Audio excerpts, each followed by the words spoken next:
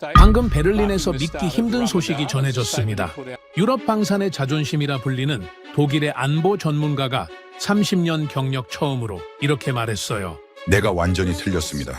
한국은 우리가 알던 나라가 아닙니다. 지금 전 세계가 한국 무기를 사기 위해 줄을 서고 있습니다. 유럽의 폴란드, 루마니아, 에스토니아를 넘어 중동의 사우디, UAE, 이라크까지 대륙을 가리지 않아요. 그 결정적 이유가 바로 얼마 전 증명됐습니다. 2026년 봄 중동 하늘에서 미사일 190여 발이 격추됐습니다. 패트리어트도 아이언돔도 아니었어요. 바로 메이드 인 코리아, 대한민국이 만든 기적의 무기였습니다. 1970년 소총 한 자루도 못 만들던 나라가 60년 만에 세계 방산을 선도하는 나라가 됐습니다. 레오파르트2의 나라 독일 전문가가 직접 서울로 날아가 파헤친 그 60년의 기록. 도대체 이 나라는 어떻게 여기까지 온 걸까요? 지금 바로 공개합니다. 시작 전 구독과 좋아요 한번 눌러주시면 영상 제작에 큰 힘이 됩니다. 감동이방 오늘의 이야기 시작하겠습니다. 2026년 봄 중동 어딘가의 밤하늘에서 미사일 190여 발이 날아왔습니다. 그리고 거의 전부가 공중에서 불꽃이 됐어요. 격추율 90% 이상. 패트리어트도 아니었어요. 아이언돔도 아니었습니다. 이름도 생소한 무기였어요. 그 무기를 만든 나라 이름 앞에서 저는 한참을 멈춰 있었습니다. 대한민국? 저는 카이 브렌너입니다. 독일 연방의회 산하안보정책연구소에서 30년 넘게 일했어요. 나토 방산 체계를 분석하고 유럽 각국의 무기 획득 전략을 평가하는 게 제 일입니다. 러파르트2가 왜 세계 최고의 전차인지, PZH-2 운천이 왜 자주포의 기준이 되는지, 저는 그 숫자들을 누구보다 잘 압니다. 독일 방산에 대한 자부심이 있었어요. 아니, 정확히 말하면 당연하다고 생각했습니다. 유럽 방산의 중심은 독일이니까요. 그런데 2026년 3월 그 당연함이 흔들렸습니다. 보고서에는 숫자가 있었어요. 탄도미사일 174발 중 161발 격추, 드론 689기 중 645기 격추, 순항미사일 8기 전량 격추, 이란이 UAE를 향해 퍼부은 공격을 단 2개 포대로 막아낸 기록이었습니다. 격추율 90% 이상. 저는 그 숫자를 3번 읽었어요. 믿기지 않았거든요. 패트리어트를 생각해봤습니다. 미국이 60년 넘게 갈고 닦은 체계예요. 세계 방공시장의 절대 강자죠. 미사일 한 발에 최소 370만 달러. 주문을 넣으면 납기까지 4년에서 6년을 기다려야 합니다. 유럽 각국이 방공체계를 확충하려 할 때마다 벽처럼 막혀있던 숫자가 바로 이거예요. 청웅2는 달랐습니다. 유도탄 한 발에 110만 달러. 패트리어트의 3분의 1 수준이에요. 납기는 9개월에서 12개월. 그리고 실전에서 90%를 막아냈습니다. 저는 파일을 닫지 못했어요. 더 불편한 건 따로 있었습니다. 제 옆 나라들이 이미 움직이고 있었거든요. 폴란드는 2022년부터 K2 전차, K9 자주포, FA-50 전투기를 대거 사들였어요. 누적 계약액만 34조 원이 넘습니다. 루마니아, 핀란드, 에스토니아, 노르웨이. 동유럽과 북유럽 전역에 한국제 자주포가 이미 배치돼 있어요. 독일제 무기를 제치고 한국 무기가 유럽을 채우고 있었습니다. 저는 그걸 불편하게 지켜봤어요. 솔직히 말씀드리면요. 독일이 레오파르트2를 우크라이나에 보내는데 1년을 망설이는 동안 한국은 계약서에 도장을 찍고 몇 달 안에 물건을 보냈습니다. 독일 방산이 정치적 논쟁에 발이 묶여 있는 사이 한국은 조용히 유럽 시장을 파고들었어요. 그 장면들이 마음 한켠에 걸려 있었는데 청궁2 보고서가 결정타였습니다. 탄도탄 요격은 차원이 다른 기술이에요. 전차는 땅 위에서 움직이는 표적을 상대합니다. 자주포는 좌표를 향해 포탄을 날리죠. 하지만 탄도탄 요격은 수십 킬로미터 상공에서 시속 수천 킬로미터로 날아오는 물체를 또 다른 미사일이 정면으로 맞받아치는 겁니다. 유도 오차가 1m를 넘으면 안 돼요. 이걸 독자 기술로 해낼 수 있는 나라가 전 세계에 몇 개나 될까요? 손에 꼽습니다. 미국, 러시아, 이스라엘. 독일은 그 목록에 없어요. 그런데 대한민국이 있었습니다. 저는 그날 저녁 연구소 동료에게 말했습니다. 한국을 제대로 들여다봐야겠어. 동료가 물었어요. 천궁2 때문에? 저는 고개를 저었습니다. 천궁2는 시작점일 뿐입니다. 이 나라가 어떻게 여기까지 왔는지가 궁금한 거예요. 러시아가 우크라이나 국경을 넘은 지 4년이 지났습니다. 유럽은 수십 년간 방산 예산을 깎아왔어요. 독일도 예외가 아니었습니다. 그 시간 동안 한국은 반대 방향으로 걷고 있었어요. 무언가 다른 선택을 했고 다른 결과가 나왔습니다. 그 차이가 어디서 시작됐는지 저는 알고 싶었어요. 베를린을 떠나 서울행 비행기에 올랐습니다. 서울행 비행기에 오르기 전날 밤 저는 지도를 펼쳐놓고 한참을 앉아 있었습니다. 우크라이나 국경선, 폴란드, 에스토니아, 라트비아, 리투아니아, 핀란드, 러시아와 맞닿은 나라들의 윤곽을 손가락으로 짚어봤어요. 2022년 2월 이전까지 이 선들은 그냥 지도 위의 선이었습니다. 그런데 러시아 전차가 국경을 넘은 순간부터 이 선들은 살아 움직이기 시작했어요. 유럽 전체가 같은 질문을 하기 시작했습니다. 다음은 어디인가? 독일도 예외가 아니었어요. 베를린에서 폴란드 국경까지 차로 2시간도 안 걸립니다. 폴란드 동쪽 끝에서는 지금도 포소리가 들려오는 나라가 있어요. 유럽이 수십 년간 평화에 취해서 방산 예산을 깎아온 대가를 지금 치르고 있습니다. 독일 국방부 창고에는 탄약이 며칠치 분량밖에 없다는 보고서가 나왔어요. 충격이었습니다. 유럽 최대 경제 대국이 전쟁이 나면 며칠을 버티지 못한다는 뜻이었거든요. 그래서 유럽 각국이 일제히 무기고를 채우기 시작했습니다.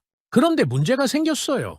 살 무기가 없었습니다. 정확히 말하면 살 수는 있는데 받을 수가 없었어요. 패트리어트 이야기를 다시 해드리겠습니다. 미사일 한 발에 370만 달러, 납기 4년에서 6년, 지금 주문을 넣으면 2030년이 돼야 받을 수 있다는 뜻입니다. 2030년에 무기를 받는다고요? 러시아 전차가 폴란드 국경 앞에 서는데 2030년까지 기다려줄까요? 유럽 방산업체들도 마찬가지였어요. 수십 년간 생산 라인을 줄여왔거든요. 전쟁이 없으니까요.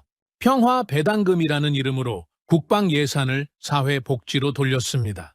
그 결과가 지금 나타나고 있어요. 독일 라인메탈이 포탄 생산을 늘리겠다고 발표했지만 공장을 새로 짓고 인력을 훈련시키는 데만 몇 년이 걸립니다. 수요는 폭발했는데 공급이 따라가질 못해요. 바로 이 틈을 한국이 파고들었습니다. 처음에 저는 그냥 시장 논리라고 생각했어요. 싸고 빠르니까 사는 거다. 그런데 숫자를 들여다보니 단순한 가성비 이야기가 아니었습니다. 2022년 폴란드가 한국과 체결한 계약 규모를 아십니까? K2 전차 1000대, K9 자주포 672문, FA-50 전투기 48대, 천무 다연 장로켓 288문, 1차 계약 규모만 124억 달러, 우리 돈으로 17조 원이 넘었어요. 그리고 2025년 K2 전차 2차 계약이 추가됐습니다. 약 9조 원 규모. 단일 방산 수출 계약으로는 사상 최대였어요. 폴란드와의 누적 계약액만 34조 원을 넘어섰습니다. 폴란드가 왜 독일 무기 대신 한국 무기를 샀는지 저는 그게 불편했어요. 독일과 폴란드는 EU 파트너입니다. 지리적으로도 붙어 있어요. 그런데 폴란드 대통령은 나토 본부에서 한국산 무기를 두고 이렇게 말했습니다. 불과 몇 달 안에 공급할 수 있는 최신 무기라고요. 몇 달. 그게 핵심이었습니다. 폴란드만이 아니었어요. 루마니아가 K9 자주포 54문을 계약했습니다. 핀란드, 에스토니아, 노르웨이에는 이미 K9이 배치돼 있어요. 에스토니아는 천무 계약을 체결했고 발트 3국 전체로 확산을 검토하고 있습니다. 지도를 다시 펼쳐보면 북유럽에서 동유럽까지 한국제 무기가 유럽의 방어선을 채우고 있었어요. 저는 그 지도를 한참 바라봤습니다. SIP리 데이터를 찾아봤어요. 2020년에서 2024년 사이 한국 방산 수출의 53%가 유럽으로 향했습니다. 절반이 넘어요. 그리고 그 유럽 수출의 46%가 폴란드 한 나라였어요.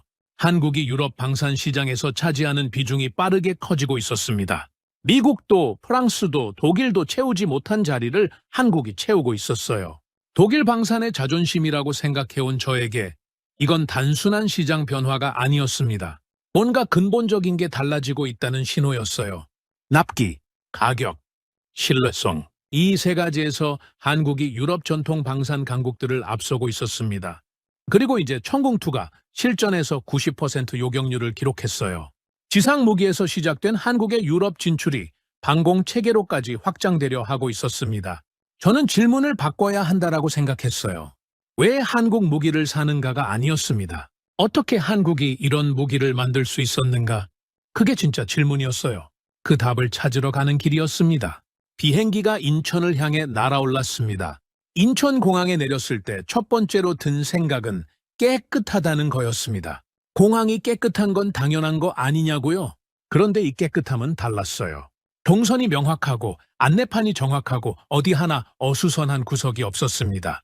프랑크푸르트 공항을 30년 넘게 드나든 저로서는 솔직히 좀 당황스러웠어요. 유럽 최고라고 자부하던 공항보다 나았거든요. 작은 것에 놀랐다고 생각했습니다. 그런데 이게 시작이었어요. 서울 시내로 들어오는 길에 지하철을 탔습니다. 배차 간격이 2분이었어요. 좌석은 깨끗했고 냉방은 정확했고 안내방송은 4개 언어로 나왔습니다. 독일 베를린 지하철이 떠올랐어요. 연착은 일상이고 파업은 연례 행사인 그 지하철이요. 저는 속으로 웃었습니다. 반성이었어요. 그런데 저는 관광을 하러 온 게 아니었습니다. 서울에서 첫 번째로 만난 사람은 한국 방산업계 관계자였어요. 저녁 식사 자리였는데 테이블에 앉자마자 제가 물었습니다. 청홍투 국산 화율이 정말 95%입니까?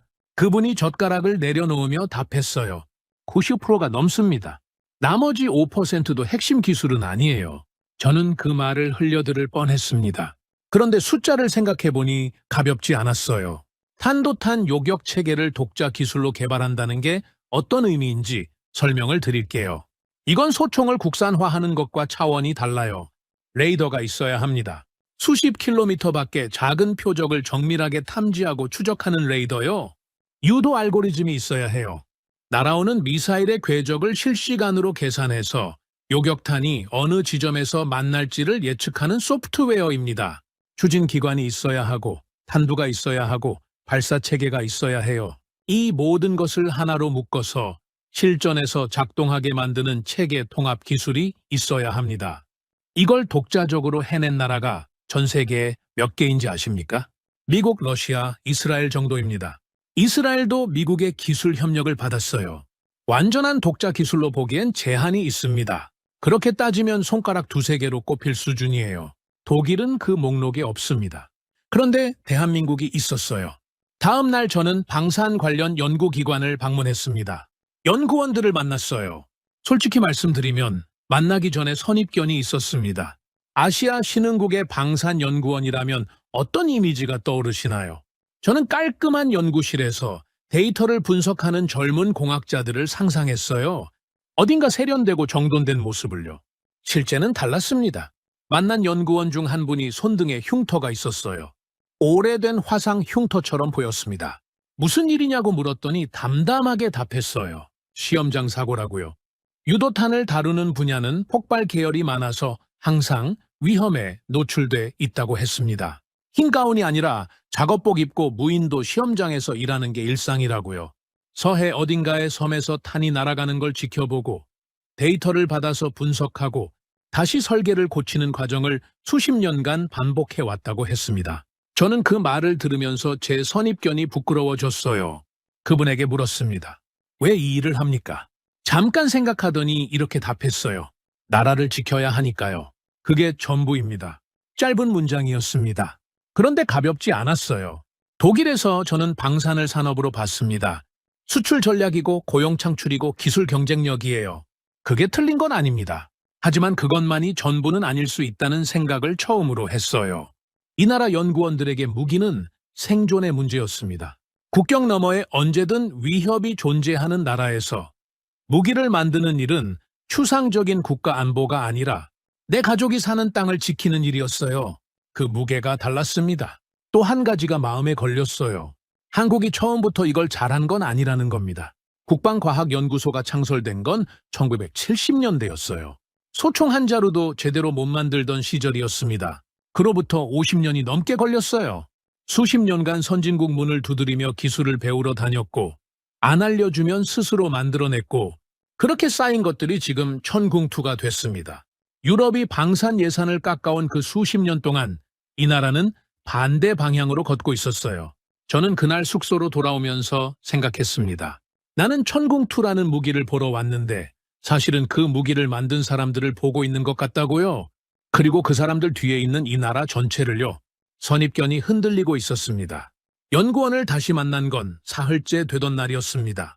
오전에 잠깐 시간이 있다고 해서 근처 커피숍에서 만났어요. 저는 준비해온 질문이 하나 있었습니다. 며칠 전부터 머릿속을 떠나지 않던 거였어요. 한 가지 이해가 안 되는 게 있습니다. 한국은 미사일 지침이라는 걸로 수십 년간 사거리 제한을 받았다고 들었어요. 그런데 제한이 풀리자마자 바로 성공했다는 거잖아요? 어떻게 그게 가능합니까? 연구원이 커피잔을 내려놓으며 잠깐 생각했습니다. 그리고 이렇게 말했어요. 수능을 못 보게 했던 겁니다. 실력은 이미 됐는데 저는 그 비유가 단번에 와닿지 않았어요. 수능이 뭔지 몰랐거든요. 설명을 들었습니다. 한국의 대학 입학 시험이라고 했어요. 그러니까 이런 뜻이었습니다. 공부는 다 끝냈어요. 시험만 보면 합격인데 시험을 못 보게 막아놓은 거라고요. 그러면 그 기간 동안 뭘 했습니까? 복습했죠. 자습하고 또 복습하고. 저는 잠시 말을 잇지 못했습니다. 한미 미사일 지침 이야기를 찾아봤어요. 1979년에 처음 만들어진 협정이었습니다.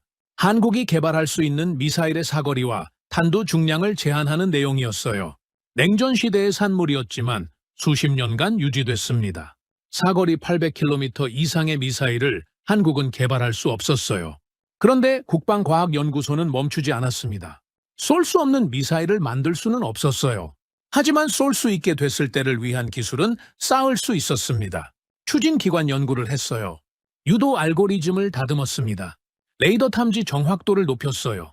시험을 볼 수 없으니 교과서를 반복해서 읽은 겁니다. 그것도 수십 년간요. 2021년 한미 미사일 지침이 완전히 해제됐습니다. 그리고 그로부터 얼마 지나지 않아 한국은 사거리 제한 없는 미사일 시험에 성공했어요. 수십 년을 기다려온 나라의 속도였습니다. 저는 연구원에게 물었어요. 그 기간이 억울하지 않았습니까? 할 수 있는데 못하게 막혀 있었던 거잖아요. 그분이 조용히 답했습니다. 억울하다고 멈출 수는 없었어요. 우리가 안 하면 아무도 안 해주거든요. 국방과학연구소 말고는 이 나라에 이 일을 할 수 있는 곳이 없었습니다. 그 말이 오래 남았어요. 저는 독일 통일을 떠올렸습니다. 1990년 동독과 서독이 하나가 됐을 때 서독은 동독의 기술 자산을 흡수했어요. 동독 과학자들이 개발해온 것들이 있었거든요. 그런데 그 과정에서 나토의 눈치를 봐야 했습니다. 어디까지 흡수하고 어디서 멈춰야 하는지 동맹국들의 시선을 의식해야 했어요. 할 수 있는 것과 해도 되는 것 사이에서 선택을 해야 했습니다. 한국이 겪어온 것과 구조가 비슷했어요. 외부의 제한 속에서 할 수 있는 범위 안에서 할 수 있는 것들을 최대한 쌓아온 시간들이요. 차이는 하나였습니다. 독일은 그 제한을 받아들이고 거기서 멈춘 부분이 있었어요. 한국은 제한 안에서도 계속 움직였습니다.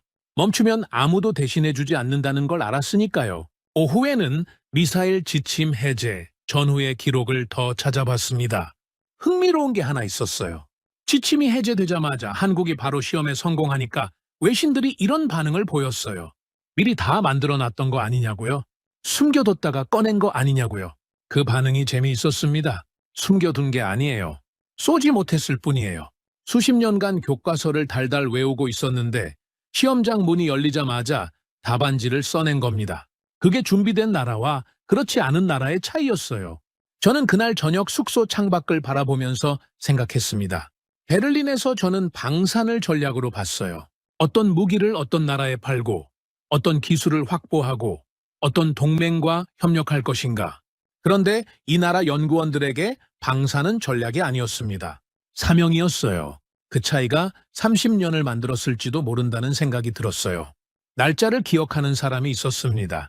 연구소에서 만난 한 연구원이 처음 그 날짜를 꺼냈어요. 아무렇지 않게 그냥 날짜 하나를 말하듯이요. 그런데 말하는 표정이 달랐습니다. 10년이 지난 일을 어제처럼 이야기하는 사람의 얼굴이었어요. 2016년 2월 23일입니다. 오전 11시쯤이었어요. 저는 받아 적었습니다. 그날이 뭔지 설명해 드릴게요.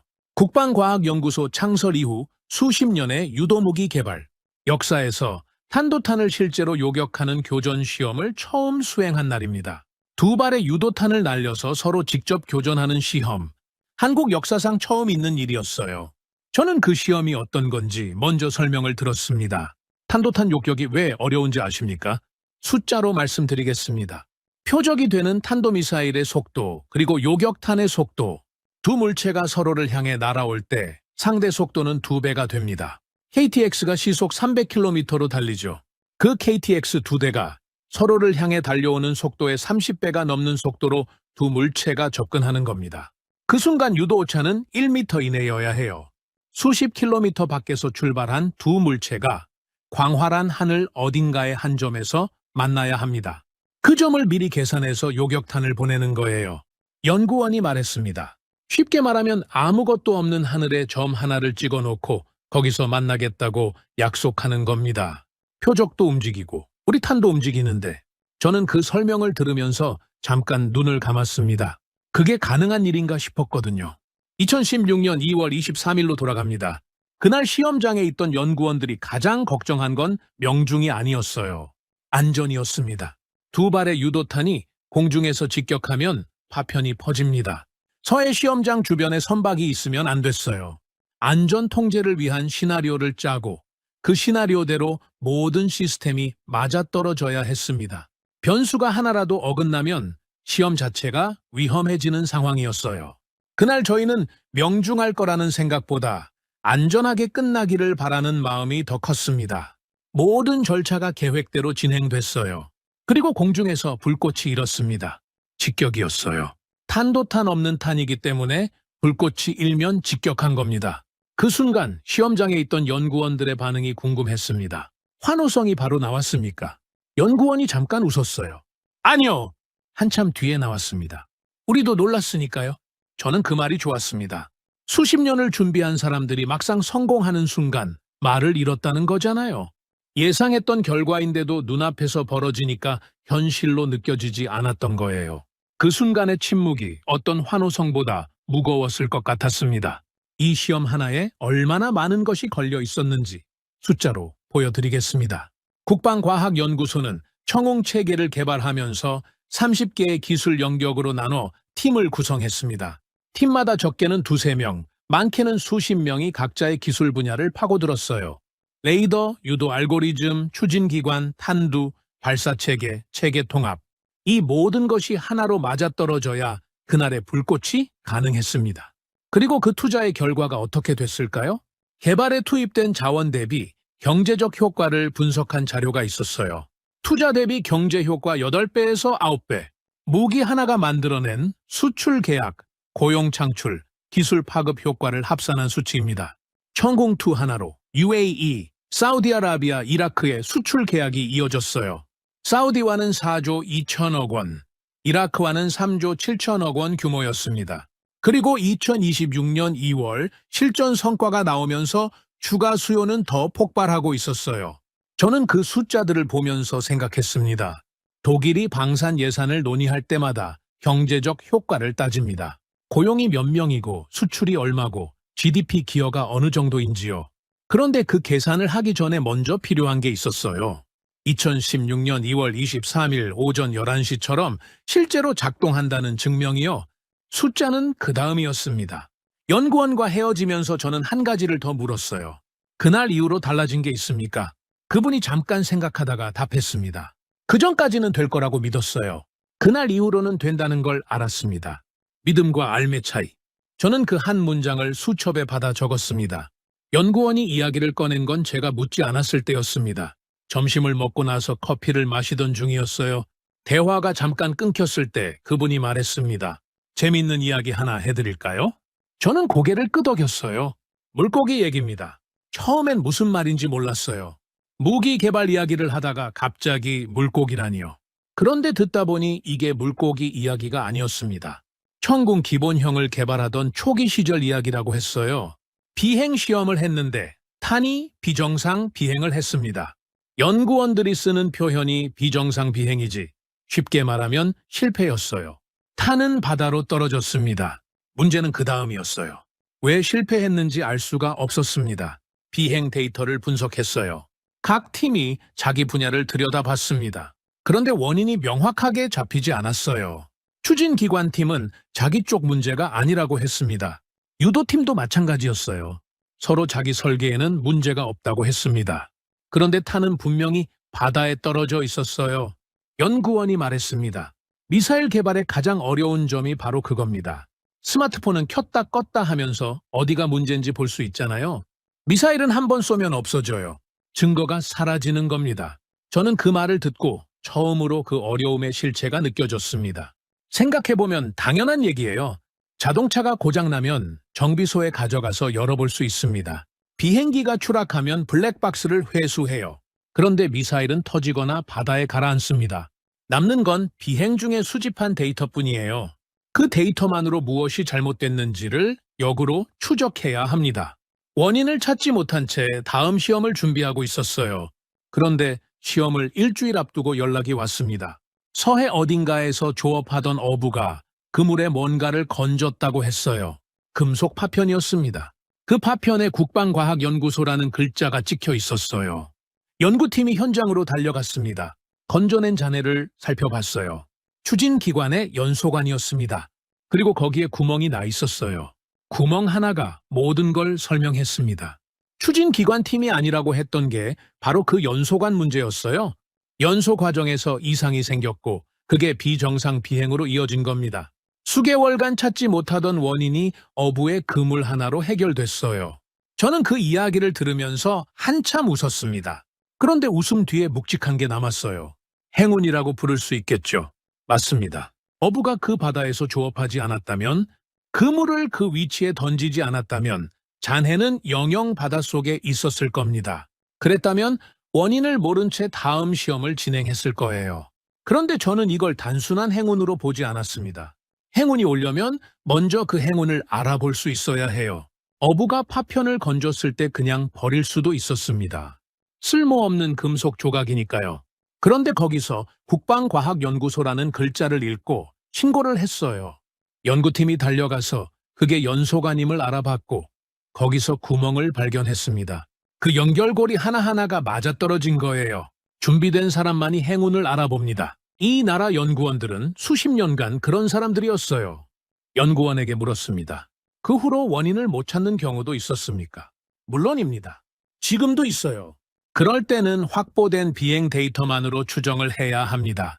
여러 팀이 각자의 분석을 내놓고 토론하고 결론을 내려요. 틀릴 수도 있어요. 그러면 다음 시험에서 또 확인하는 거죠.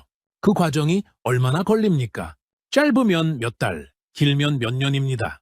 저는 그 말을 듣고 독일 방산 개발 과정을 떠올렸습니다. 예산이 삭감되면 일정이 밀리고, 일정이 밀리면 기술이 흩어지고, 기술이 흩어지면 다시 모으는데 또 시간이 걸립니다. 그 악순환 속에서 독일이 이뤄온 것들이 있었어요. 이 나라는 달랐습니다.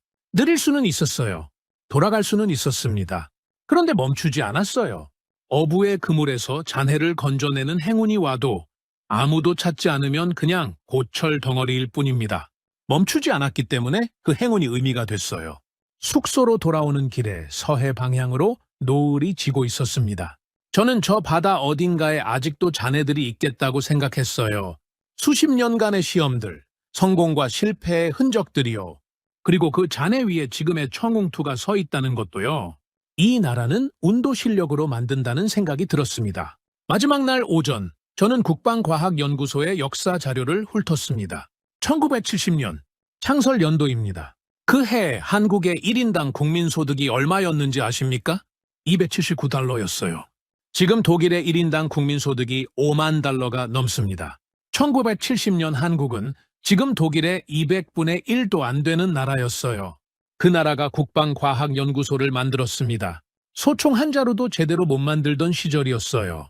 처음엔 70876 부대라는 이름이었다고 합니다. 군부대 번호처럼요. 1970년 8월 6일 창설됐다고 해서 붙은 이름이에요. 간판에 국방과학연구소라고 쓸 수도 없었습니다. 대전기계창, 그런 이름으로 위장했어요. 존재 자체를 숨겨야 했던 시절이었습니다. 그 시절 연구원들이 어떻게 일했는지 자료를 보면서 저는 한참 멈춰 있었어요. 해외 선진국 문을 두드렸습니다. 기술을 가르쳐 달라고요.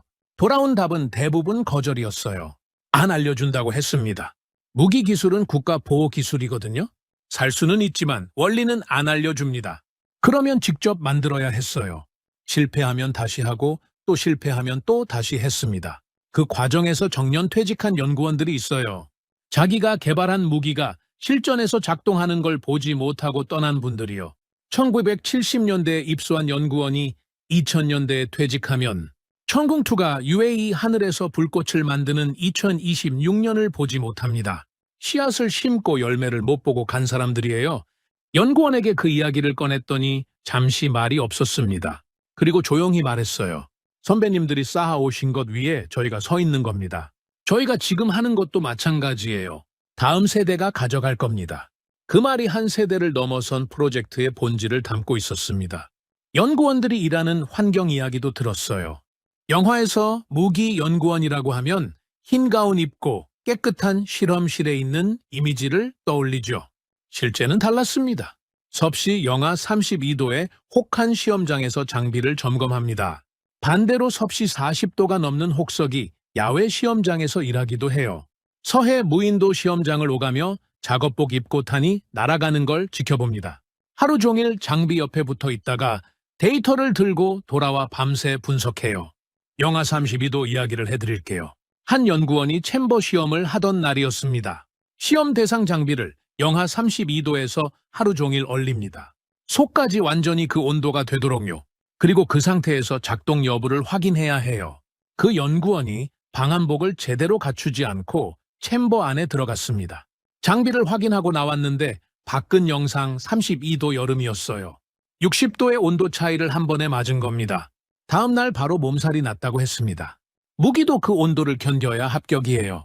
사람이 몸살 나는 환경을 무기는 아무렇지 않게 통과해야 합니다. 그게 한국이 수출하는 무기가 어떤 나라에서든 작동하는 이유였어요. 그리고 정부 이야기를 빼놓을 수 없습니다. 60년입니다. 국방과학연구소가 창설된 1970년부터 지금까지요. 그 시간 동안 한국의 정권은 여러 번 바뀌었습니다. 어떤 정부는 더 많이 투자했고 어떤 정부는 덜 투자했어요. 그러나 투자 자체를 멈춘 적은 없었습니다. 역대 대통령들이 연구소를 방문해서 연구원들을 격려했어요. 국가가 이 일을 중요하게 여긴다는 신호를 보낸 겁니다. 독일과 비교하면 차이가 컸어요. 독일은 냉전이 끝난 1990년대부터 방산 예산을 꾸준히 줄였습니다. 평화의 시대가 왔다고 판단했거든요. NATO가 있으니까 우리는 외교와 경제에 집중하자는 논리였어요. 그 결과가 2022년 러시아 침공 이후 드러났습니다. 탄약은 며칠치, 장비는 노후화, 생산 라인은 축소. 30년간 깎아온 예산의 청구서가 한꺼번에 날아왔어요. 한국은 반대였습니다. 위협이 사라진 적이 없었거든요. 국경 너머에 언제나 위협이 존재하는 나라에서 방산 투자는 선택이 아니었어요. 그 절박함이 60년을 이어왔습니다. 그 결과가 지금 숫자로 나타나고 있어요. 한때 한국 연구원들은 해외 방산 전시회에 가면 질문하기 바빴다고 했습니다. 이건 어떻게 작동합니까? 저건 왜 이렇게 설계했습니까? 물어봐도 잘 안 알려줬어요. 그런데 지금은 달라졌습니다. 반대로 묻기 시작했어요. 너희는 어떻게 했어? 우리도 배우고 싶은데. 한국이 먼저 질문을 받는 나라가 됐습니다. SIPRE 데이터를 다시 봤어요. 2020년에서 2024년 사이 한국의 세계 방산 수출 시장 점유율 2%였습니다. 숫자만 보면 작아 보여요. 그런데 그 2%가 어디서 왔는지를 알면 다릅니다. 1970년 소총도 못 만들던 나라가 60년 만에 탄도탄 요격 체계를 독자 개발해서 세계 시장에 내놓은 2%입니다. 저는 그날 오후 연구소 근처를 걸으면서 생각했어요. 독일이 방산 예산을 줄이던 그 수십 년 동안 한국은 반대 방향으로 걷고 있었습니다. 같은 시간이 흘렀는데 방향이 달랐어요. 그 방향의 차이가 지금 이 간극을 만들었습니다. 천궁2가 UAE 하늘에서 90%를 막아낸 그 간극이요. 부럽다는 말은 쉽게 나오지 않았어요. 하지만 배워야 한다는 말은 분명했습니다. 베를린으로 돌아오는 비행기 안에서 저는 수첩을 펼쳤습니다. 열흘간 받아 적은 것들이 빼곡했어요. 숫자들, 날짜들, 연구원들의 말들. 저는 그것들을 한 줄씩 다시 읽었습니다. 인천공항의 첫인상부터 서해 노을까지. 그런데 읽다 보니 이상한 게 있었어요. 제가 받아 적은 건 무기 이야기인데 읽히는 건 사람 이야기였습니다. 비행기가 독일 상공에 들어설 즈음 저는 보고서의 첫 문장을 어떻게 쓸지 생각하고 있었어요. 베를린에 도착하고 사흘이 지났습니다. 연구소 동료들이 물었어요. 어땠어? 기대한 대로였어? 저는 잠깐 생각했습니다. 기대한 것보다 훨씬 달랐어. 보고서를 쓰기 시작했습니다. 천궁2의 재원, 가격, 납기, 요격률. 기술적 분석이 먼저 나왔어요. 그런데 쓰다 보니 그 숫자들만으로는 뭔가 빠진 느낌이 들었습니다. 숫자는 결과예요. 저는 그 결과가 어디서 왔는지를 설명해야 했어요. 보고서 중간에 이런 내용을 넣었습니다. 1970년 창설, 소총도 못 만들던 시절, 해외에서 안 알려준다고 했을 때 직접 만들어낸 시간들, 미사일 지침이라는 족쇄 속에서도 멈추지 않은 연구소, 2016년 2월 23일 첫 교전 시험에서 환호성보다 침묵이 먼저 나온 이유, 어부의 그물에서 건진 연소관 하나가 설계를 바꾼 이야기, 영하 32도 시험장에서 작업복 입고 일하는 연구원들, 그리고 마지막에 이 문장을 썼습니다. 천공투는 무기가 아니다. 국가가 스스로를 믿은 증거다. 동료가 그 문장을 읽고 말했어요. 보고서에 이런 문장이 들어가도 돼? 저는 웃으면서 답했습니다. 이게 팩트야. 60년간 정부가 연구소를 믿었습니다. 연구소는 그 믿음을 배신하지 않았어요. 선배 세대가 심은 씨앗을 다음 세대가 키웠고 또 다음 세대가 열매를 맺었습니다. 그 연결고리가 끊기지 않았어요. 천궁2는 그 연결고리의 현재 이름이었습니다. 숫자로 다시 정리해 볼게요. 패트리어트 한 발 370만 달러, 납기 4년에서 6년, 천궁2는 110만 달러에 9개월에서 12개월, 폴란드 누적 계약 34조 원, 루마니아, 핀란드, 에스토니아, 노르웨이에 이미 배치된 K9, UAE, 사우디, 이라크로 이어지는 천궁2 수출, 투자 대비 경제 효과 8배에서 9배, 그리고 2026년 2월 28일 실전 요격률 90% 이상. 이 숫자들이 어디서 왔는지 저는 이제 압니다. 1970년 279달러짜리 나라에서 왔어요. 소총도 못 만들던 나라에서 왔습니다. 안 알려준다는 말을 들으면서도 멈추지 않은 사람들에게서 왔어요. 쏠 수 없었던 수십 년을 버텨온 연구소에서 왔습니다. 2016년 2월 23일 오전 11시 환호성 대신 침묵으로 성공을 맞이한 그 시험장에서 왔어요. 그리고 한 연구원의 말에서 왔습니다. 서울을 떠나기 전날 저녁 마지막으로 만난 연구원이 있었어요. 식사를 마치고 헤어지면서 제가 물었습니다. 이 일을 왜 합니까? 30년 넘게요. 그분이 잠깐 웃었습니다. 그리고 말했어요. 두 아들이 안전한 나라에서 살기를 바랍니다. 그래서 일합니다. 저는 그 말을 듣고 한참 아무 말도 못했어요. 독일에서 저는 방산을 산업으로 봤습니다. 수출 전략이고 기술 경쟁력이고 GDP 기여율이에요. 틀린 건 아닙니다. 그런데 그것만이 전부라고 생각했던 게 틀렸어요. 이 나라 연구원에게 방산은 두 아들이 사는 땅을 지키는 일이었습니다. 그 무게가 달랐어요. 그 무게의 차이가 60년을 만들었습니다. 보고서를 제출하고 며칠이 지났어요. 연구소 회의에서 동료가 물었습니다. 천궁2, 우리도 도입 검토해야 할까? 저는 잠깐 생각했어요. 그리고 답했습니다. 도입 여부보다 먼저 물어야 할 게 있어. 우리는 60년을 그렇게 걸어올 수 있었나? 회의실이 잠시 조용해졌습니다. 그 미사일은 중동 하늘에서 왔어요. 그런데 진짜 질문은 그게 아니었습니다. 그 미사일은 어디서 왔는가? 답은 60년의 신뢰에서 왔습니다. 한 세대가 다음 세대에게 건넨 설계돼서 왔어요. 두 아들이 안전한 나라에서 살기를 바라는 마음에서 왔습니다. 저는 수첩을 덮었습니다. 창밖에 베를린 하늘이 보였어요. 흐렸습니다. 그런데 이상하게 선명하게 느껴졌어요. 여러분, 오늘 이야기는 여기까지입니다. 1970년 소총 한 자루도 못 만들던 나라가 있었습니다. 그 나라가 56년이 지난 지금 중동 하늘에서 미사일 190여 발을 막아냈어요. 한 독일 연구원이 그 숫자 앞에서 멈춰 섰고 저도 오늘 그 자리에 함께 서 있었습니다. 천궁2는 무기입니다. 그런데 동시에 60년의 신뢰이고 한 세대가 다음 세대에게 건넨 설계도이고 두 아들이 안전한 나라에서 살기를 바라는 마음이에요. 여러분은 어떻게 생각하십니까? 댓글에 대한민국 최고 한 글자만 남겨주세요. 지금까지 감동의방이었습니다. 긴 영상 끝까지 시청해 주셔서 감사합니다.